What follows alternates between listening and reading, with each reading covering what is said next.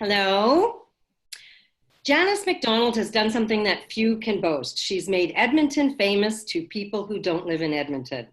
This happens through her incredibly popular series of mystery books, the Randy Craig Mysteries, each of which is set in Edmonton and for the most part incorporate an Edmonton landmark or industry, including the Edmonton Fringe, Rutherford House, and of course the University of Alberta, fitting because our hero Randy Craig is a sessional professor. In addition to the Randy Craig books, Janice has written a young reader's chapbook, Ghoul's Night Out, after my heart, and a memoir about her trip with her mother across Canada, Confederation Drive.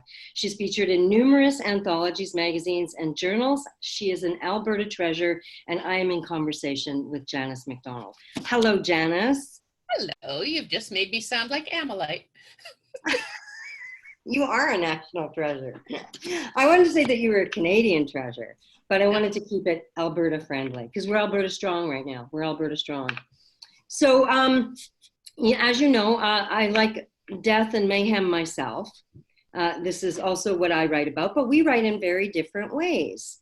You write the mystery. Yes.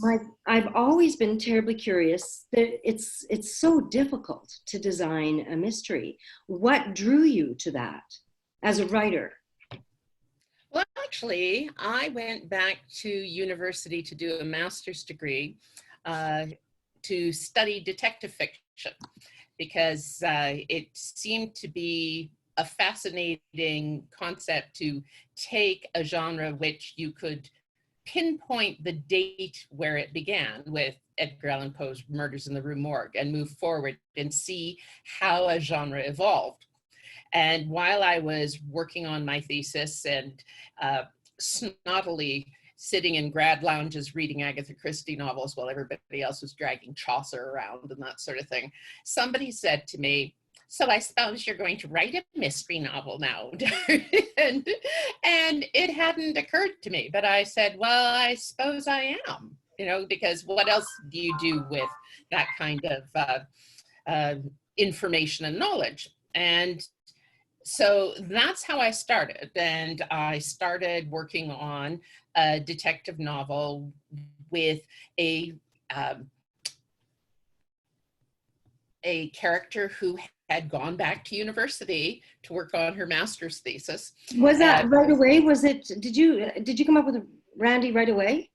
I did. I was working on the novel at the same time as I was working on my master's thesis. At the same time, I was pregnant with Madeline. So I wasn't sure whether I'd be an MA or a MA first at that point, but I had to do one course in order to teach as a TA while I was working on my thesis.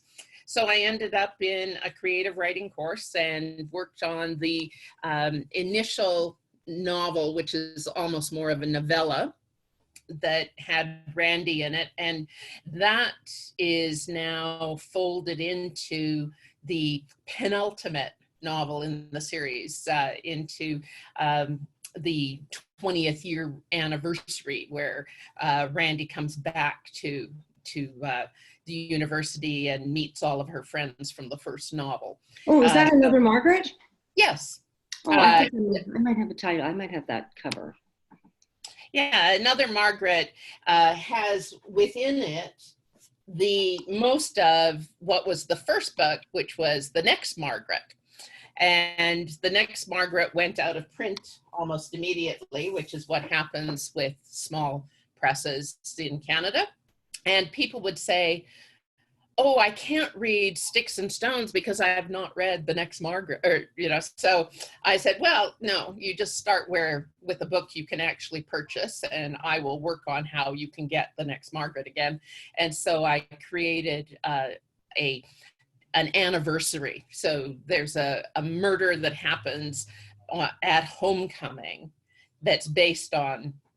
You know what? That's every reunion is like that. There's always a body turning up. There has to be, right? So really, you're a murderer. I am. Sometimes I am one of those people who wanders around going, wouldn't it be great to put a body there? or wouldn't, let's just look over this parapet, so. So in that same thread, what is your favorite murder? My favorite murder of all time? That you wrote. Oh, that I wrote. Not your favorite murder in general. Oh, okay. Probably, I would say one of the murders in Hang Down Your Head. There's a murder that happens in the midst of a fire, in the midst of a fancy dress store. And I mostly just love the fancy dress store. So that's, it all had to get tied up in there. And while it was a shame to burn all those clothes, there's a body in the back room. Again, as there often is. Do you have a favorite novel of your own? Of my own? Not really, though I have a favorite cover. I have to say, I think Sticks and Stones is probably my favorite cover of all time. Ooh, because it took me forever to see the face in the shadows. Oh, I did not see that either. Yeah. Oh my gosh, I love it. Yeah, this one was created by the wonderful Manuela Diaz, and I think actually won an award for the cover in Manitoba. I'm not surprised. I have to say though, my favorite cover is Eye of the Beholder. Oh, isn't that good? Yeah, I like that. I really love that one. That's I think I've got it. Probably tell people that as writers, we're not allowed to do much except go, ooh, I really like that. Because when we see covers have nothing to do with the writer themselves. So it's just luck of the draw that you get a good one. But I've been very lucky with Turnstone. They do some beautiful books. Yeah, they really do. Just in general, it's a good publisher. Good on you.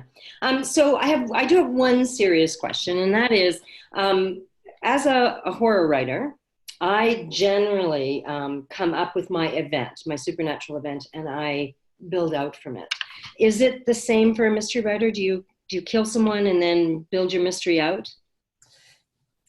In mystery conferences, you usually get people determining, and admitting what they are. They're either plotters or pantsers, which means that the plotters know exactly what has happened in every chapter before they start writing. They've got it all laid out on Post-it notes somewhere. Or, maybe with all of those weird threads all over the place. But pantsers write by the seat of their pants. And that's what I tend to be. I usually start with an event. Like I will find the body, or I'll know where the body has occurred, or I will realize that something has happened. A terrible event has taken place. Yes, but very terrible. I won't know who done it. I just start writing. And there's about, you're about 200 pages in and you think, I wonder if I'm ever going to figure this out. And it starts, it becomes your aerobic exercise, that kind of panic as you write. Absolutely. And then there's a point at about page 300 or so. My books that end up around 375, but about 300 of the first draft, a light will go on. And I go, oh my God, of course, that's how it happened. That's who did it. And then it's a race to the finish of that first draft. And it's not let me down so far.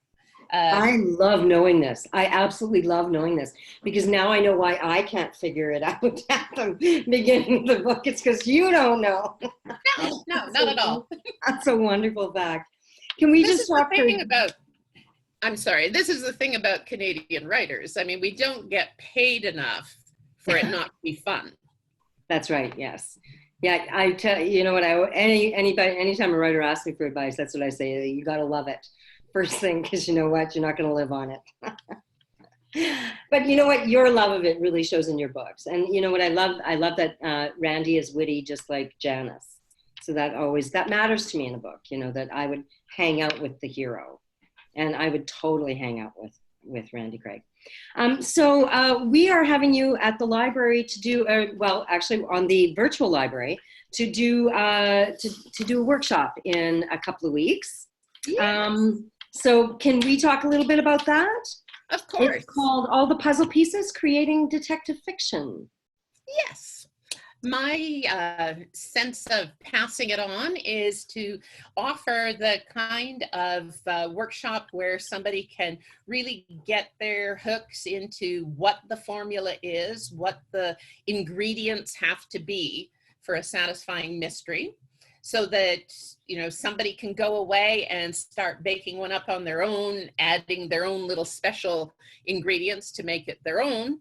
But you have to understand that mystery readers are such a well-educated bunch that you have to provide the elements of the formula or they're going to rebel. That's fantastic. Well, I'm very excited about that. That is called All the Puzzle Pieces, Creating Detective Fiction, workshop by mystery writer Janice MacDonald. It is on Monday, April 27th, 7 to 8:30 p.m. online only, accessible via a Zoom link that you will get from me. So if you are interested in registering for this course and getting the Zoom link, then you can get in touch with me at susie.moloney@epl.ca, and I'll send you a link closer to the time. So Janice, I just want to thank you so much, and I guess we'll see you in a couple of weeks. And do you want to join me today in thanking our frontline workers?